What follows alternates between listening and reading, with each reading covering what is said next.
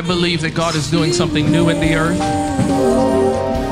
I believe that it is our responsibility as worshipers, as citizens of the kingdom, as Christ's ambassadors, to tap into the heavenly frequencies, to hear what God is saying, and then to release it in the earth. We've called tonight the sound of the kingdom, because I believe that there's a new sound that God is releasing. Here I am to say that you're my God. You're all together.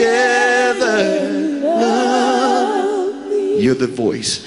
Oh, you're the instrument. Get the word. Come on, play your instrument.